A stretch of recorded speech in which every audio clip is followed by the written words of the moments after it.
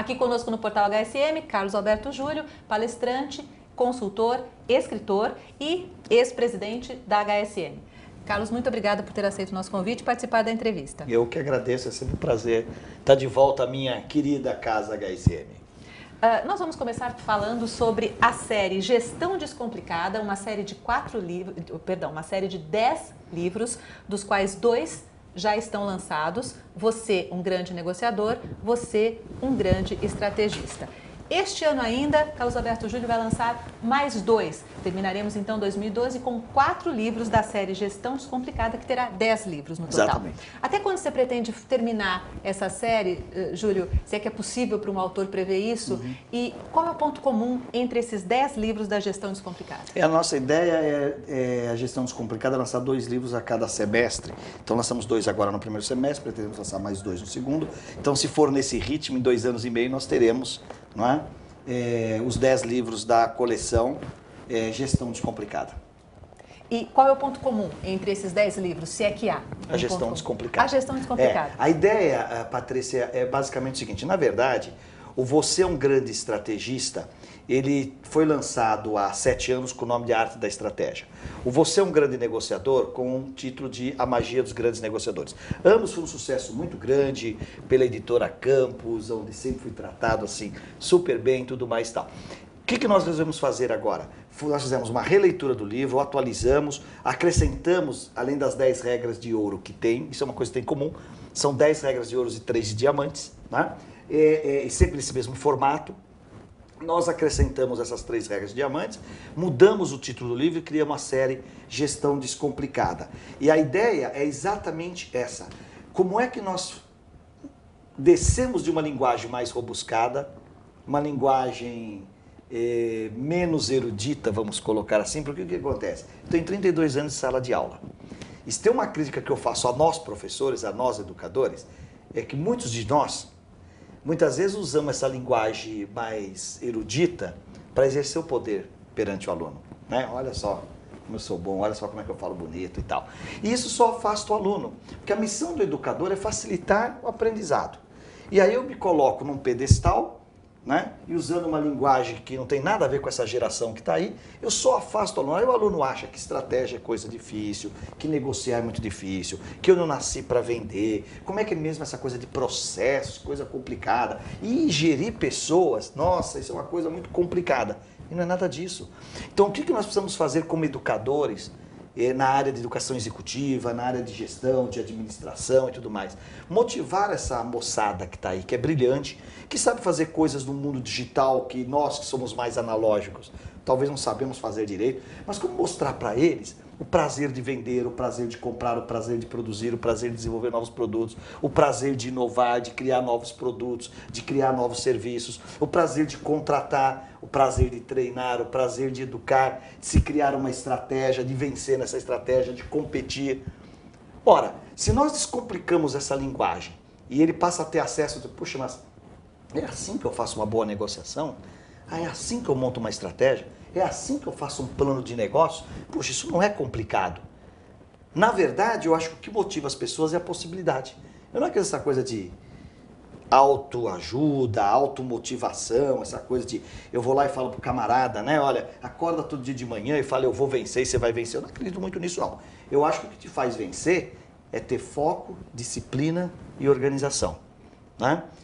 Quando você tem foco, disciplina e organização, você vai. Minha ajuda, a minha contribuição, tanto com as palestras, como com as aulas, como com um material como esse que você tem em mãos, é como é que eu ajudo nessa organização a desmistificar um pouquinho que isso parece difícil, que isso parece complicado. Afinal, o mundo da gestão, o mundo das empresas, o mundo dos negócios é muito gostoso, é vibrante. É aí que a gente cria novos produtos, novas possibilidades, desenvolvimento, conforto.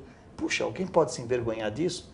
Não, né? Acho que não. Claro que não. E me fala uma coisa, quando eu leio Você um grande estrategista ou Você um grande negociador, eu consigo nessa leitura descobrir se eu sou um grande estrategista ou uma grande negociadora? E se descubro que não, eu aprendo alguns caminhos para vir a ser?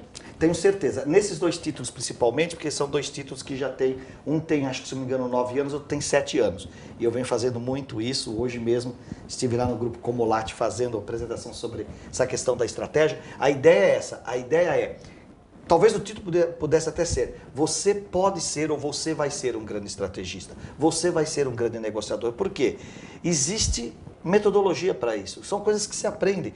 Claro, você pode falar assim, puxa vida, mas esse cara nasceu para vender. Às vezes nós falamos isso, ele nasceu para vender, ou porque ele fala bem, ou porque é uma pessoa carismática, tá bom. Talvez o carisma, uma boa comunicação, ajude muito talvez no processo de venda. Mas eu garanto a você que ouvir ajuda mais que falar. Eu posso aprender então a ser uma grande estrategista, uma grande negociadora? Pode. E você poderia deixar aqui algumas dicas básicas? Vamos começar, por exemplo, com o estrategista. Como eu descubro? Claro, só uma pequena, uma degustação. Ok. Né? Como eu descubro? Qual é a pergunta básica que eu tenho que fazer a mim mesma para descobrir se eu sou uma grande estrategista? Olha E só. o primeiro passo, caso eu não seja? Primeiro, assim, o bom estrategista, ele é alguém sintonizado na realidade. Né? Ah, mas a estratégia não tem a ver com sonho, que tem a ver com objetivos? Tem a ver. Mas é assim, a grande diferença do estrategista para o sonhador é que o sonhador sonha, mas não realiza. O estrategista é aquele que sonha, coloca isso como meta e cria estratégia. Então vamos lá, o que é estratégia? Estratégia é o como. É o plano? É o como. Sim. É o plano, é o como. Olha como é simples. Se você não sabe como fazer, se você não sabe como entregar, se você não sabe como chegar, você não tem estratégia. Então olha que coisa interessante. Você quer plano pessoal, vamos sair do plano dos negócios. Você quer trocar de carro até o final do ano. A pergunta que você tem que fazer é, como é que eu vou fazer isso até o final do ano? Bom, eu vou economizar 10% do meu salário todo mês, aí eu vou ter tanto mais o meu carro usado que dá tanto, eu vou comprar um carro bala. Pronto. Se você tem o como, você tem a estratégia. Bom, e por que grandes estratégias ou grandes estratégias não entregam o que promete? Porque ele acaba perdendo a disciplina. O que é a disciplina? A disciplina é para se manter no foco. Ou seja, disciplina é basicamente você entregar o que prometeu. Então, um mês eu deixo de economizar aqueles Pronto. 10% por alguma razão. Ah, quer saber? Mas o mês que vem, quem sabe, eu economizo 20%. E aí? E você não economiza? Então, olha que interessante. Vamos pegar assim, ó, foco. Primeiro elemento da estratégia, o foco. O que é foco? É a tua capacidade de dizer não. Se você diz sim a tudo, você não tem foco, você topa tudo. O que é disciplina? Disciplina é simplesmente você entregar o que você prometeu. Manter o que eu planejei. Manter o que você planejou, tá? Basicamente manter o foco. Tá certo? E que é organização? Organização é todas as ferramentas que hoje nós temos para ir mais rápido. Internet, HSM com esse conteúdo imenso, via portal, via seminários, via agora HSM Educação. Olha quanta ferramenta que a gente tem, né? Até mesmo o celular bem usado, a internet bem usado, o e-mail bem usado, o Facebook bem usado. Olha quantas ferramentas você tem hoje no mundo dos negócios da gestão para caminhar e caminhar mais rápido. Então, resumindo, o estrategista está sintonizado com a realidade, tem visão de futuro, porque ele sabe para onde vai levar o negócio, sabe como levar esse negócio. E o quarto elemento importante da estratégia é bom de controle. Porque o que é o controle? É aquilo que garante que eu não vou abandonar o foco, que eu não vou procrastinar, que eu não vou ser leniente, que eu não vou deixar para amanhã o que eu tenho que fazer hoje. Se você não tiver essa disciplina, você não vai ser um estrategista. Mas eu digo uma coisa para você, quem sabe você não vai ser um vencedor em área alguma. Porque todos os meus amigos vencedores têm talento, mas eles também suam muito. E o negociador, Júlio? Como é que eu descubro se eu sou uma boa negociadora e como que eu me transformo numa boa Negociação negociadora? também é uma questão de método, né? Nós temos aí, a HSM foi talvez aí a precursora de trazer os trabalhos do professor William Ury para o Brasil. Está vindo esse ano outra vez, eu tenho o privilégio, Salib acabou de me convidar para dividir o palco outra vez com o nosso amigo Bill Ury, pessoa fantástica. E ele mostra nos seus livros, você pegar desde o primeiro livro dele, o Chegando ao Sim, o Getting to Yes e tudo mais, ele mostra passo a passo como é que se faz uma negociação. E é mais ou menos o que eu faço aqui, só que o Ury faz a parte técnica da negociação, que é muito importante, que é vital. Eu procurei aqui pegar só a parte do comportamento. Fala um pouquinho sobre isso. Falo sim. Qual é o comportamento do bom negociador e do mal também? Porque assim, olha, aí eu tenho 10 regras de ouro e 3 de diamante, né? Que são os pontos comuns nos 10 livros. São os pontos comuns nos livros, Então a ideia qual é? A ideia é o seguinte, qual é, dentro do aspecto comportamental, o que eu observei naqueles negociadores que a gente pode chamar também de vendedores ou compradores, né? Tá. Porque tem gente que fala assim, Júlio, por que você não colocou o livro Você é um Grande Vendedor? Você ia vender mais. É verdade. Se você colocasse o nome vendas em vez de negociação, ele ia vender muito mais. Mas é que eu entendo que vendas é a profissão e a negociação é a técnica. Nem todo vendedor é um bom negociador. Até porque existem muitas vendas transacionais que você não precisa vender. Não é verdade? Sim. O balconista que está ali servindo um cafezinho no balcão, ele não precisa ser um vendedor. Ele poderia até ser, mas na verdade ele está ali o quê? Sai um café, um com leite, um expresso e ele vai servindo. Aquele vendedor que passa para tirar pedidos, né? Por exemplo, de uma companhia de refrigerantes, ele tudo bem, o trabalho dele é muito importante, estou diminuindo. Mas na verdade ele chega no bar ou na padaria e pergunta quanto vai de Coca-Cola, quanto vai de Fanta, quanto vai disso, daquilo, e vai anotando. Então ele é um vendedor que não tem necessidade de ser um grande negociador. Mas via de regra, principalmente nas vendas não transacionais, mas mais consultivas, a tua habilidade de negociar é muito importante. Aliás, não só para isso, a gente não negocia só quando compra e vende. Negocia entre marido e mulher, negocia entre pais e filhos. Né? Quem tem filho sabe como é difícil negociar com adolescente hoje em dia. É difícil, não ganha uma, né? É duro ganhar de criança. Preciso ler o livro para aprender. Precisa ganhar, precisa ler o livro. Mas é duro ganhar de criança. Então veja bem, eu pego o aspecto comportamental. Então eu vou pegar dessas 13 regras, uma ou duas para você entender. Por exemplo, eu digo o seguinte nessas regras, né? Que o vendedor, o negociador que eu vejo que se desempenha melhor é aquele que aprende a aprender para aprender sempre. Aí você fala, puxa, Júlio, mas aprende a aprender? Como assim? Como assim? O seguinte, o que está por trás do aprendizado? O repertório. Como é, se nós estamos falando, né, que a boa negociação é aquela que perdura, aquela que tem antes, durante e depois, eu preciso ter uma capacidade de relacionamento muito profunda, muito ampla. Eu não quero o cliente, eu quero o freguês. O que é o freguês? É o cliente fidelizado, certo? Na verdade, existem estudos mostrando que na maioria dos negócios, na grande maioria dos negócios, quem paga a conta é o freguês, não é o cliente. Ou seja, o nosso lucro vem da repetição de fidelidade. Compras. Aí é que vem o nosso lucro verdadeiro. Então, veja bem, se eu quero repetir essa coisa e eu não tenho, e a minha relação é meramente transacional, talvez isso não aconteça. Porque quando você tem uma relação meramente transacional com o cliente, quando o teu concorrente oferecer um preço mais baixo, ele muda. Ele muda. Agora, se você tem uma relação pessoal, e quando eu falo aí também tem um truque importante, hein? Como é que eu crio proximidade sem necessariamente criar intimidade? Pois é.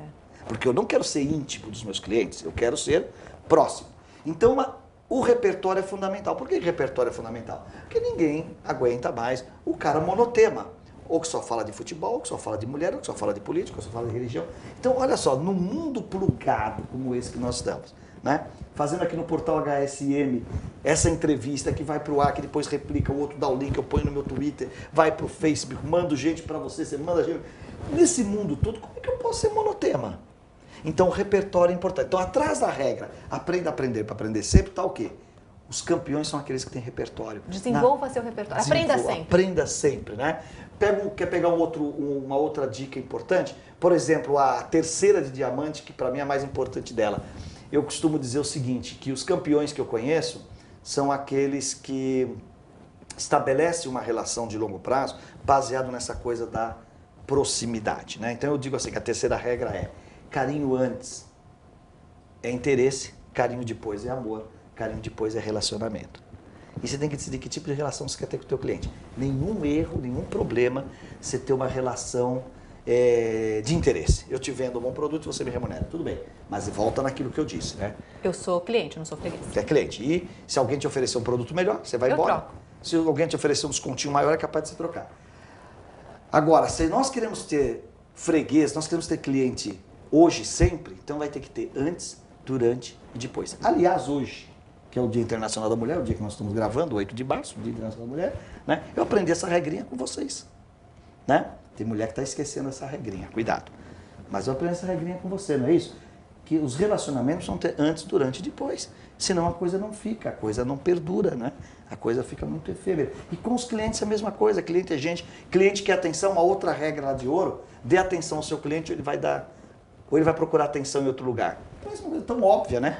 Aliás, os vendedores usam uma frase até melhor que a minha, porque os vendedores falam assim, quem não dá assistência abre espaço para concorrência e depois aguenta a consequência. É isso que eles dizem. Quer dizer, eles sabem que é isso. E como é que você, no dia a dia, lida com isso? Porque essa é a verdade. O cliente é um ser humano como qualquer outro qualquer, né? O cliente é um ser humano como outro qualquer. Ele quer o quê? Ele quer atenção, né? E aí eu costumo até dizer que é uma outra regrinha, que é o seguinte, que eu digo o seguinte, que o relacionamento, o poder num relacionamento é o poder de ser acreditado. O Yuri também diz isso, né? Quer dizer, quem é que tem credibilidade numa negociação? Quem é acreditado. Porque se você acredita em mim, você fala, Júlio, o que você faria? E você aceita o meu conselho. Agora, como é que eu gero essa credibilidade? Nos detalhes. Como é que se destrói a credibilidade? Também nos detalhes. Então veja que o livro é todo permeado por essa coisa de comportamento, mas com regrinhas práticas, né? Regrinha número 1, afia os machados enquanto descansa. O que significa isso? Regrinha número 2. E a gente vai trabalhando esses temas de maneira que a leitura é muito fluida, né? Muito fácil de ler, né? E eu procuro escrever do jeito que eu falo. Aliás, eu não me considero um escritor nem um autor, muito pelo contrário, eu sou simplesmente um educador, mas o aluno sempre falava assim para mim, puxa, professor, por que o senhor não faz uma apostila do jeito que o senhor dá aula, para a gente ler?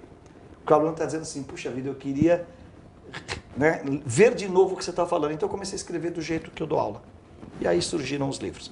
Júlio, e para finalizar, quais são os 2 títulos que virão ainda em 2012? Então, o quê? Nós estamos preparando, na verdade tem 3, mas nós estamos preparando na série agora o Você é um Grande Empreendedor e Você é um Grande Gestor.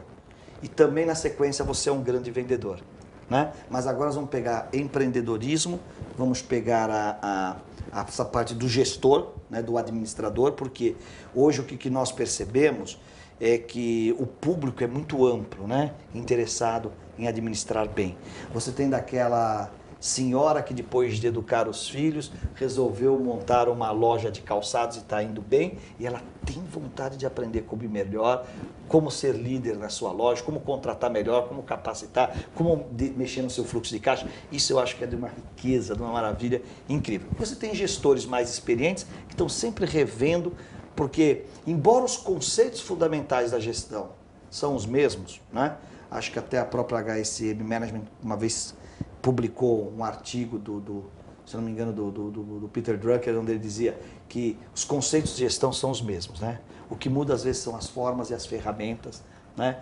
E que nós estamos nesse mundo de mudança onde quando você acha a resposta, o mercado vem e muda a pergunta. Então você tem que se preparar para o novo, não para o velho. Eu estava até hoje na palestra que eu fiz hoje lá para o Grupo Comolate, estava dizendo para eles, imagine vocês, a gente está discutindo um pouco essa coisa de talento. E olha que interessante, a revista The Economist, que é uma revista de economia, né? Nossa, o jornalista traduziu muito bem talento. Ele falou, talentos são aquelas pessoas preparadas para lidar com o novo. Talentos são aquelas pessoas preparadas para encontrar novas soluções para novos problemas.